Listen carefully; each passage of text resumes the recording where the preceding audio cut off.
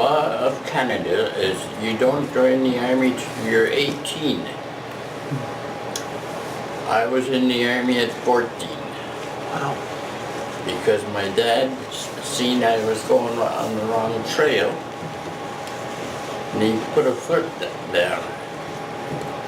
And he called me into the parlor one evening. He says, and you've got a choice tonight. I said, oh, what choice have I got? He said, you could either go to jail or you could go into the army. I ended up being a signaller in the Royal Canadian Artillery.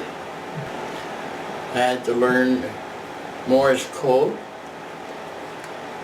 and I had a job on my hands because I ended up being the leader in the army with the young fellas my age.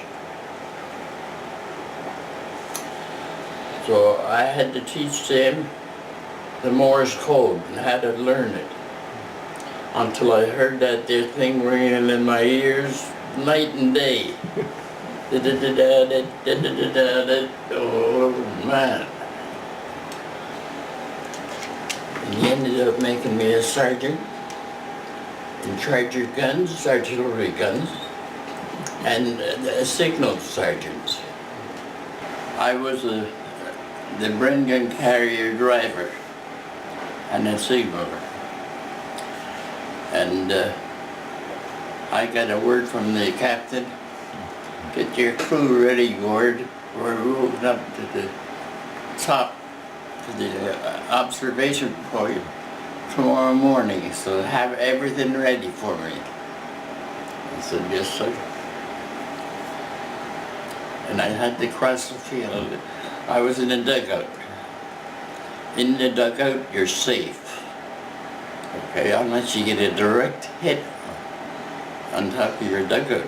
Here I'm stuck out on the field, and the Germans started a barrage.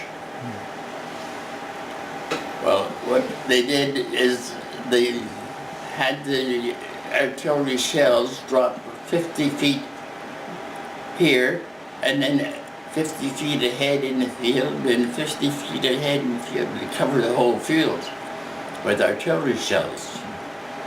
So they're getting closer and closer to me. So they're dropping right around me with the shells. Exploded.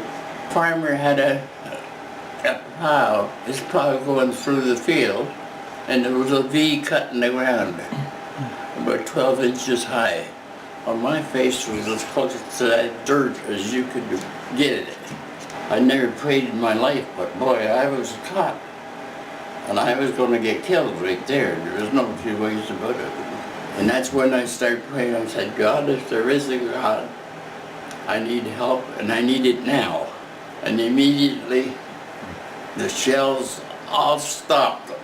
All the explosions all across the field stopped. Boom. That started me thinking right there, how did that happen? And that's the first time in my life that I had to start thinking about God. When did you receive Christ as Savior? At the same time I prayed the first time. I headed back to my foxhole. I said, how did you get through that field, Gord? Oh, I said, I just walked through it. That's all I could say. He wouldn't know what I was talking about. I was talking about God helping me. I was with people that didn't believe in God. And don't ever talk about that. Talk about going down to the pub and having a beer or something. But that's the way it was. There was a second time when I needed God's help. I was cut off by the Jerry's. And it was closing in on me. I knew that I'd get caught. I said, I need help again. God, I need help. It's the second time I'm asking you to hope that you could do something for me. Well, he did. It's hard to imagine, looking at it back now. But boy, he does things in a second. Well, I come out of the second one alive, and I knew who it was this time. I said, God, I just want to thank you for the first time and the second time. So after those 2 times that you had prayed, Yeah. what thoughts did you have about God through your remaining years of overseas? Well, it just came natural to me after that. When I was in trouble, I called on the God to help me. When there was I forget how many times I was operated on in the hospital, but whenever there was, God was standing by the end of the foot of the bed when I was being operated on. So I just relied on him, just like I rely on you in the church. Nothing fancy. Mm-hmm. Just plain the man that does his job. And after a while, I got a friend.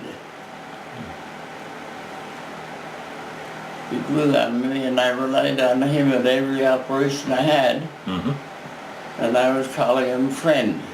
I'd been going with Florence. Well, her family was a Baptist family. Mm-hmm. And her father said, Gord, you're going to have to come to church with me sometime. So I went to church with him, and his wife would be with him, and his family would be all together at the church. So all I was hearing all the time was about church. And what would happen to you if you were a Christian? It took a long time. But eventually, I got entered into the church records. I ended up being an elder in the church. I also was the Justice of the Peace in Montreal. So what does he mean to you now? Now that you're in your 90s?